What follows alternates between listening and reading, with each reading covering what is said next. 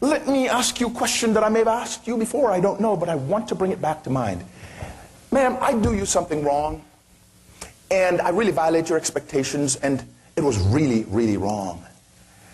And one day you decide that you're just going to release me. You get in your heart the ability to just say, it's okay. I'm human too. I may have hurt others even worse than he has. Listen, I let you go. It's okay. I really wish you well. And you mean it. This has been something bothering you for years. And you do it. Who benefits more? Do I or do you? Who does? She gave me a remarkable answer. What do you think she said? Who does? Who benefits? Does she or do I? Isn't that amazing? I am the perpetrator. I am the violator. And yet the one who carries the burden of memory of the past is the one who benefits. I may be hardened. I may not even care. And can I tell you something? Some of the people for whom you hold a burden, they don't even know they hurt you. They don't even know. Or knowing, they may not even care. Why, oh why, do I need to carry the burden when the mountaintop yearns for my presence? And oh, when I'm going to the mountain, I want to throw off things I don't need to carry. I want to be light and flexible. Let it go. Let it go.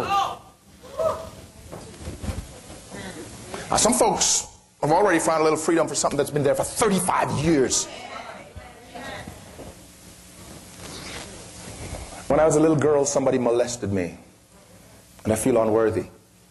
It was my fault. I should have been smarter. And now this great company calls me to step forward. And when I get to the line of greatness that will make a difference for my life, and I go like this, I go, but I'm going to mess it up. It's going to be failure. And I recede into the shadows because I feel unworthy. I've had some stuff I've needed to forgive. Trust me. I didn't read this in a book. The reason I speak about it the way I do is because this is life. This is the threshold to life abundant. And many people stand on the threshold to life and liberty, and they never see it, like Moses near the promised land.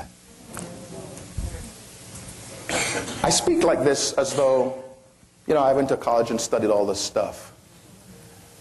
I speak like this as though, you know, I'm living on top of the world and it's easy, so you just come up there too. Well, first of all, I am living on top of the world.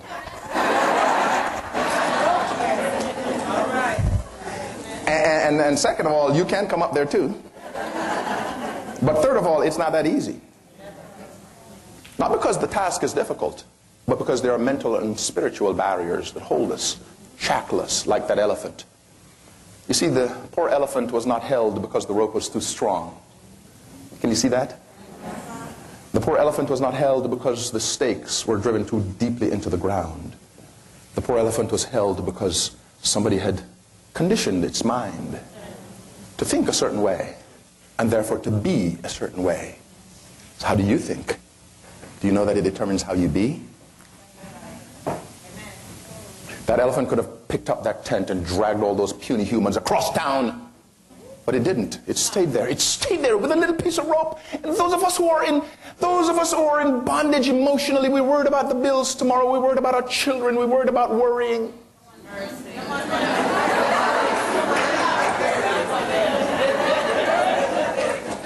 Do you know that we have the power to get beyond it and to rise to the top of it?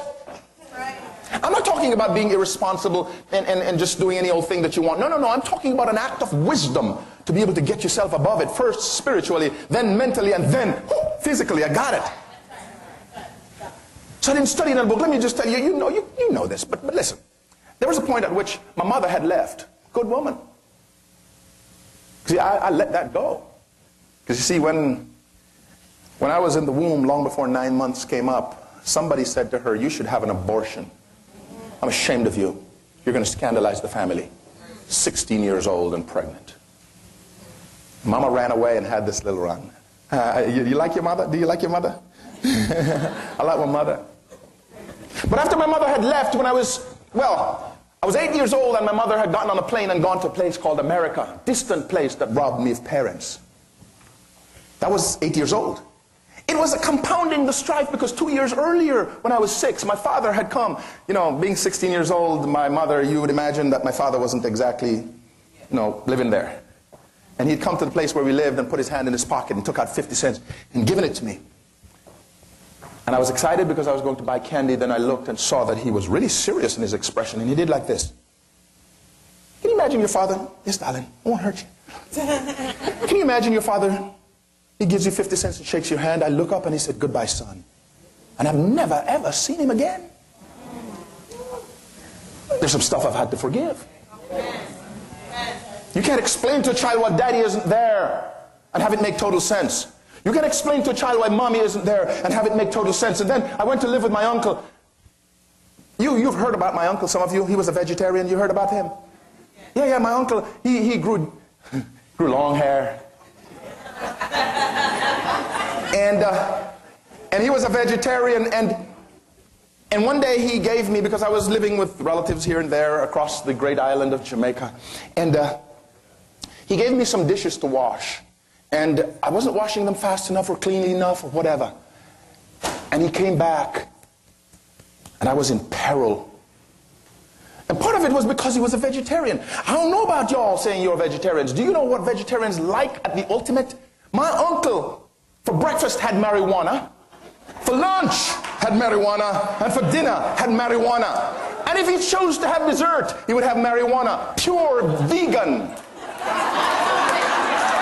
Pure vegan.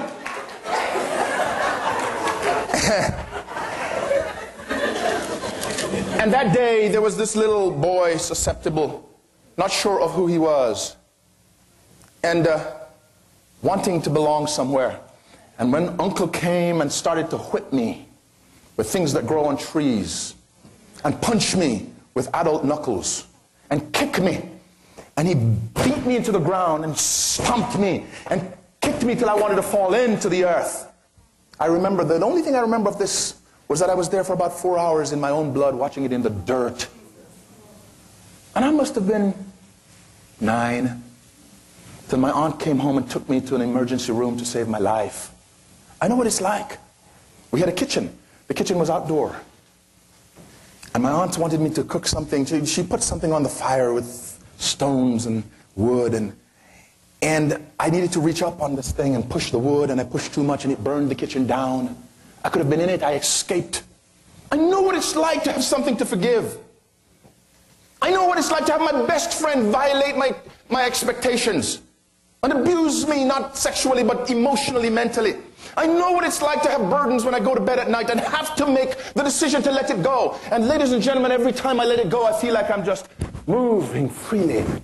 Just like you, when I forgive, it happens to me as well. And you will never, ever get to the top of this company until you let go of those lumps that weigh you down.